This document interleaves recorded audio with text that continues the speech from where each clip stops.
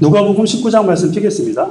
자, 19장 1절부터 8절까지. 여러분들, 오늘 그 주제는 삭개오가 아니에요. 물론 삭개오도 하겠지만 오늘 큰 주제는 어떻게 성경을 읽을 것인가 라는 부분을 가지고 여러분들과 이야기를 하겠습니다. 근데 그 소재로 제가 삭개오의 이야기를 사용할 겁니다. 여러분들이 성경을 볼 때 항상 느끼는 게 어떤 벽을 느끼죠. 성경이 재밌다 한번 손 들어보세요. 너무 유익하고 재밌고 꿀이야. 자, 여러분들, 성경은 재밌나요?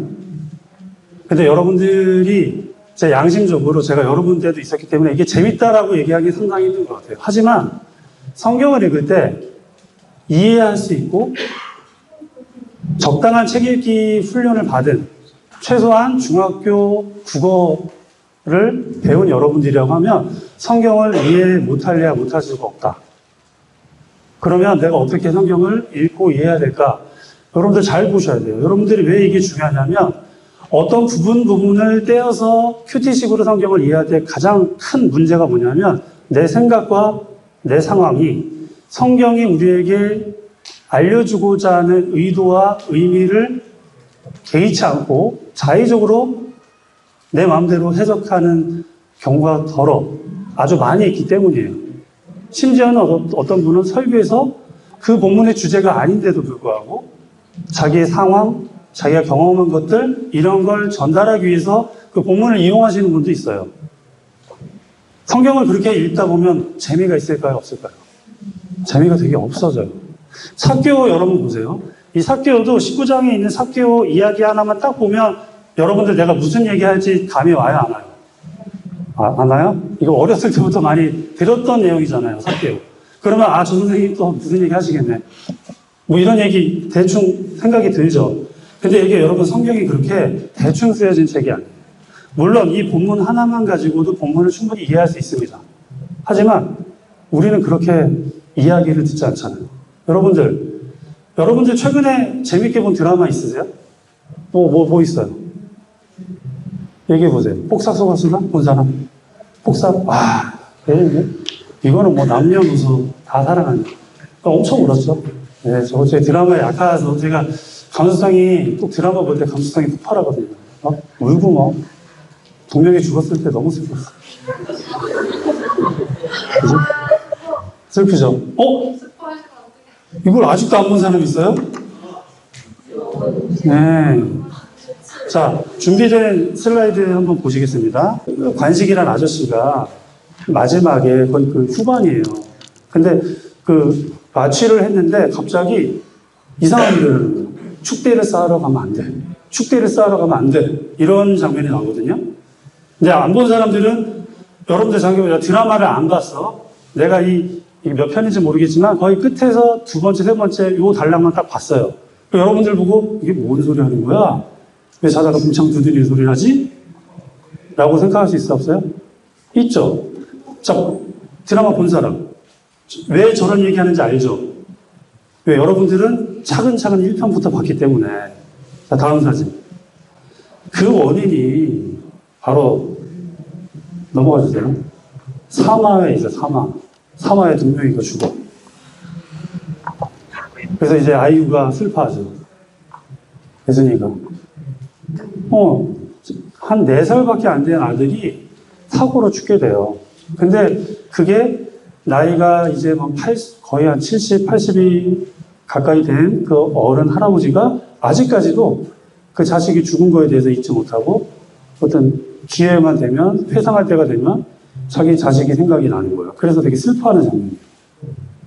자, 여러분들, 이야기는 이렇게 끊어서 보면 만약에 그 관식의 할아버지가 저렇게 그 수면 마취했을 때 축대를 쌓으면 안 돼, 축대를 쌓으면 안 돼. 이걸 만약에 성경에서 비슷한 장면을 봤다고 칩시다.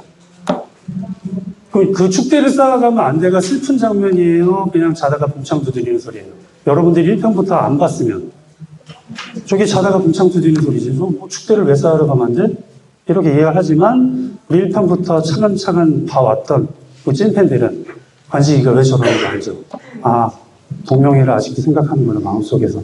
아직 내면에서 아직 자기 자식을 떠나보내지 못한 부모의 심정을 얘기하는 아주 슬픈 장면이에요. 여기서 또 눈물이 저는 또 흘렸던 것 같습니다. 그래서 이런 것들을 보게 될 때 여러분들 성경을 읽을 때 최소한 몇 가지 노력들을 하셔야 돼요.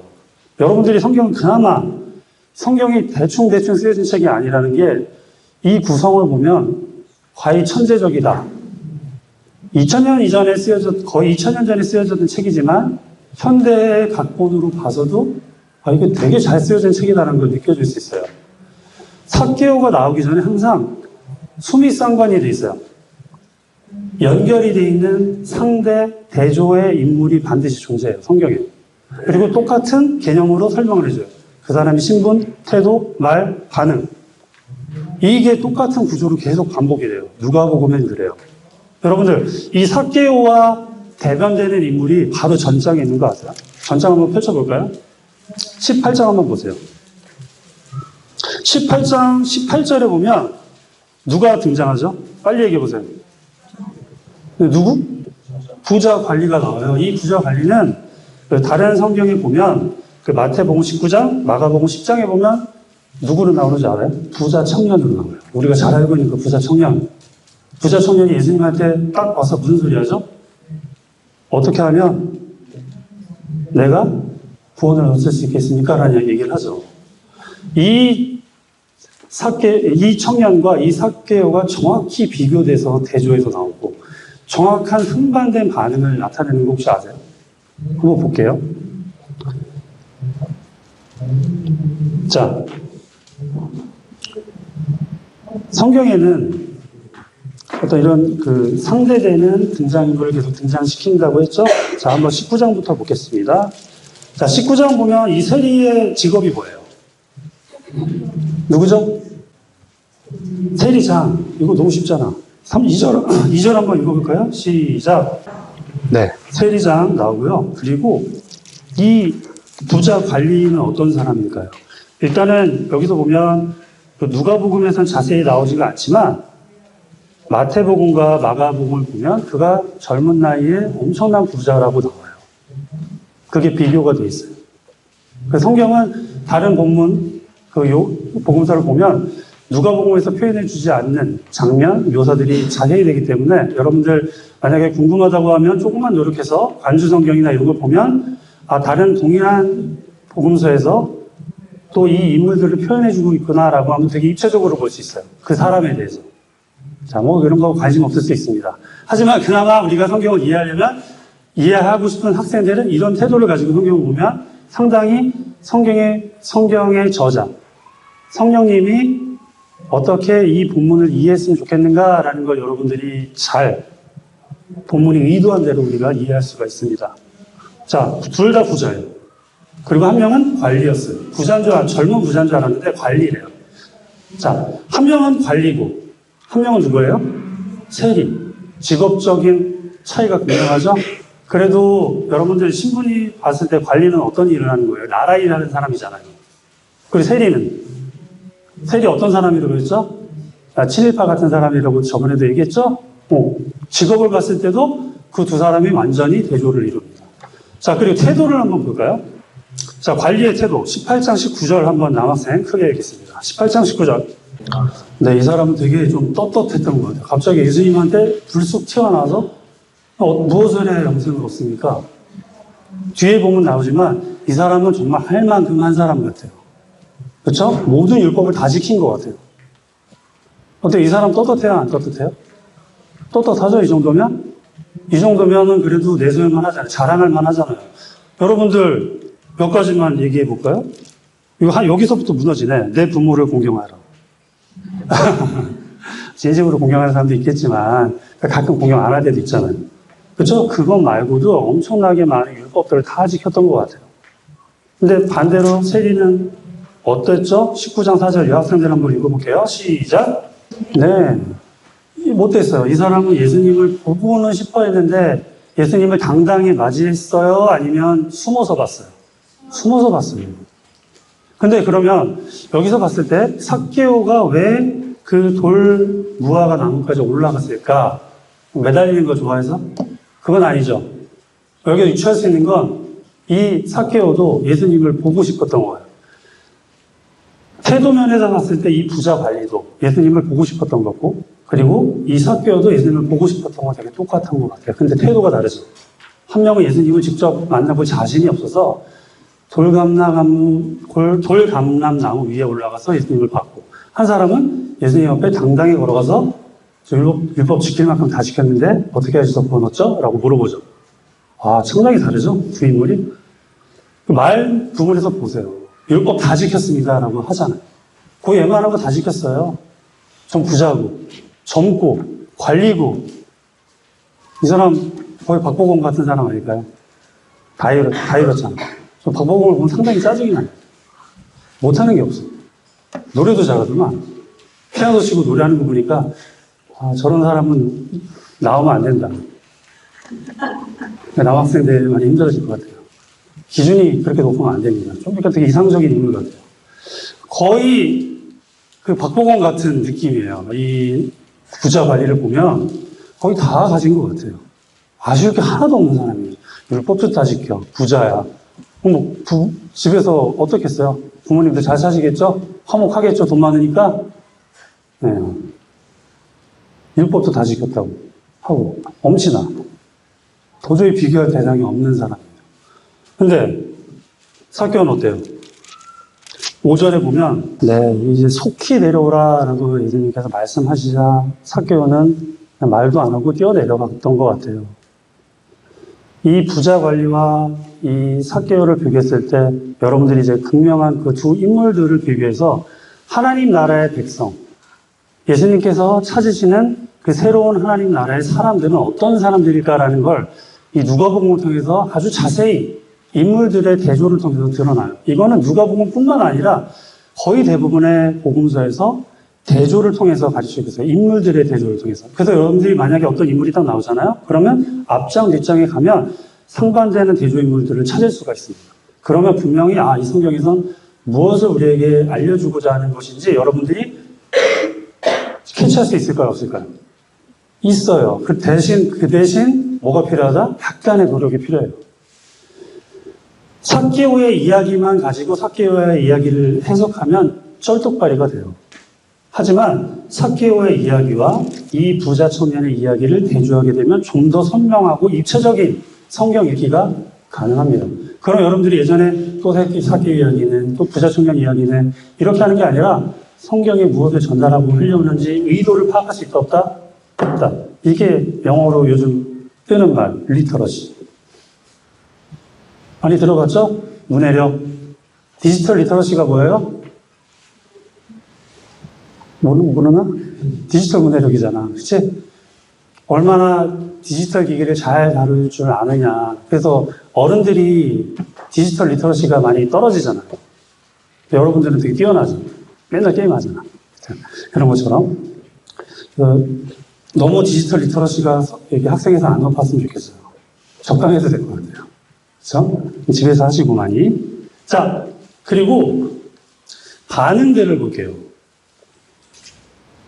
20절에 한번 이 부자 청년의 반응, 남학생들이 있겠습니다. 뭐 남학생들이 이렇다는 건 아니에요. 자, 네, 그리고 22절 한번 읽겠습니다. 시작. 자, 이 본문을 읽고 여러분들이 예수님은 그럼 자기 믿는 사람들 집 팔고 땅 팔고 냉장고 팔아가지고 다 바치라는 얘기인가 이렇게 얘기하는 분들이 있어요. 왜 이런 일이 벌어지냐? 그 본문만 가지고 성경을 생각하기 때문에 예수님은 그 부자 청년이 깨닫기를 원했어요. 너 마음의 중심에 내가 아닌 다른 주인이 있다고 얘기하는 거죠. 근데 그걸 명확히 누가 깨부셔요?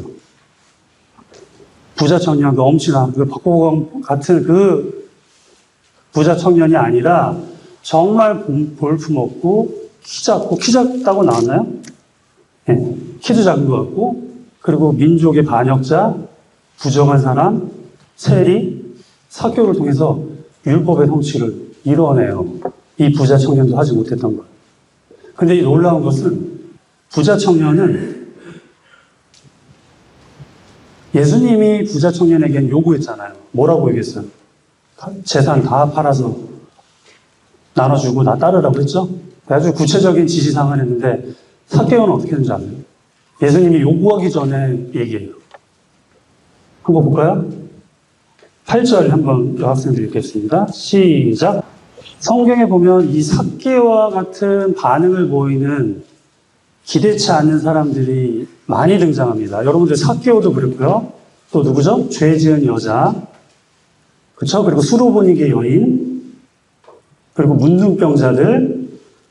여기 보면 누가복음에서 하나님의 나라에 초대되는 사람들은 그 당시에서 되게 볼품없고 비교되고 아무런 어떤 의미 없는 흔적도 없는 사람들을 예수님이 부르시는 걸 보게 됩니다. 그러니까 예수님이 부르시는 사람들은 어떤 사람들이냐면 잘나고 박보검 같은 사람들이 아니에요. 다행히도. 여기 없잖아요. 남학생들만 얘기해서 미안한데 여학생들도 뭐 할까요? 누구 유명한 연예인 누구 있어요? 지난주 일요일에 나왔던 것 같은데 장원영 같은 없잖아요. 여기 마찬가지로 남학생들 좋아하기 시작했어요. 장원영 같은 여학생들 없잖아요. 남학생 그러면 죽일 사람인가요? 왜 그런 표정을 짓죠? 없잖아요. 그런 완벽한, 잘 나가는, 뛰어난 사람이 하나님께서 찾으신 게 아니라는 게 얼마나 다행이에요. 이 성경을 통해서 얘기하는 건 뭐냐면 예수님께서는 이런 사람들, 하나님께서 찾으시는 사람들, 예수님께서 열어놓은 그 새 나라, 하나님의 나라에 초대된 사람들은 바로 이 삭개오와 같은 사람들의 것이라는 거예요. 이 본문을 통해서 우리가 뭘 느끼고 캐치하고 알 수가 있죠? 뭘 알 수가 있어요? 말씀에 대한 태도가 우리가 어떻게 해야 되겠다?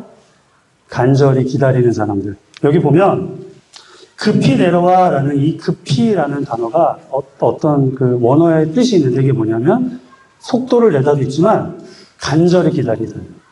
여러분들 정말 누군가를 기다렸을 때 와 했을 때 뛰어나가잖아요. 준비 다 해놓고 막 뛰쳐나가잖아요. 왜 그럴 수 있어요? 기다렸다는 뜻이죠.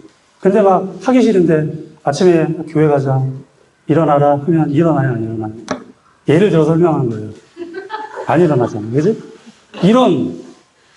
그러니까 급히 어떤 태도를 취했다라는 건 뭐냐면 내 마음속에서 그걸 준비했다라는 거예요. 여러분들 마음 가운데 여러분들의 모습이 세상에서 어떤 사람과 비교했을 때 문제가 있고 부족하고 좀 죄가 많아 보이고 해도 여러분들이 하나님을 대한 태도 면에서 이 삭개오와 같은 태도를 가지고 있는 사람들을 부족하지만 찾으신다는 거예요.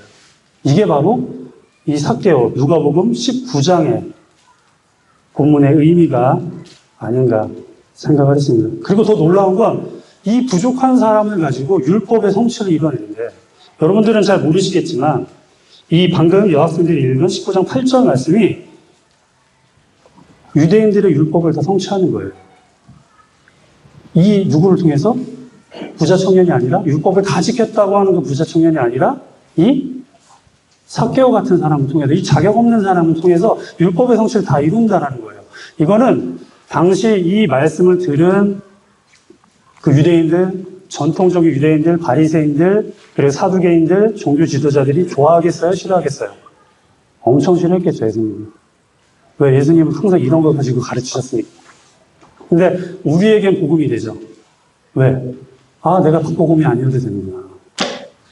내가 장원영이 아니어도 되는구나. 이거 다 긁었잖아요. 그렇죠? 이 정도가 되지 않아도 부자 청년의 태도와 같지 않은 이 삭개오와 같은 태도를 가진 사람이라고 한다면 내가 어떤 사람이건 하나님의 나라의 백성이 될 수 있겠구나라는 생각들을 이 당시 예수님의 복음을 듣는 사람들이 깨닫게 되는 거예요. 이 당시 사람들이 예수님이 십자가에 달려 죽으실 것도 몰랐고요. 부활하실 것도 몰랐어요. 그런데 이 말씀을 듣는 사람들은 어떻게 해요? 예수님을 어떻게 할 수 있어요? 믿을 수 있었던 거예요. 결국에는 십자가에 못에 박히시고 부활하신 예수님을 보고 확인했겠지만 이게 복음서에 나타난 진정한 복음입니다. 화령정점입니다. 예수님의 부활과 예수님의 십자가 사역. 하지만 그 화령정점에 다가가기까지 예수님이 가르치려고 했던 복음은 무엇인지 여러분들이 잘 생각해 볼 필요가 있어요. 그래서 여러분들 어떻게 하면 성경을 어떻게 성경을 읽을 것인가 라는 고민들을 나눴고 그 두 청년의 이야기를 통해서 성경의 본문의 의미를 어떻게 파악하면 좋겠는가라는 걸 잠깐 나눴습니다. 여러분들 구원받은 학생들 물론이거니와 그리고 복음에 관심 있고 성경을 읽는데 좀 관심을 갖고 있는 학생들 꼭 이런 식으로 읽어줬으면 좋겠어요. 본문 그 단락만 하지 말고 최소한 문맥을 가지고 성경을 이해하려고 노력을 한다면 성경의 다른 모습들이 보일 거예요. 여러분들이 그렇게 읽었으면 좋겠어요. 저는 30살이 중반이 되기 전까지 이걸 몰라서 너무 복음서 읽을 때마다 괴로웠어요. 재미가 없어가지고. 그래서 저는 되게 편식을 많이 했어요. 그래서 저는 30살 중반 이후가 돼서야 복음서를 많이 보고 이전에는 거의 서신서 위주로 많이 봤던 것 같아요. 근데 지금은 복음서가 훨씬 재밌어요. 이런 것 때문에. 보물이 되게 많아요. 여러분들도 그런 보물들을 잘 캐서 먹었으면 여러분들의 것으로 만들었으면 좋겠습니다. 네, 그러면 이상으로 오늘 말씀 마치도록 하겠습니다. 끝나고 분반 시간 갖도록 하겠습니다. 이상 마치겠습니다.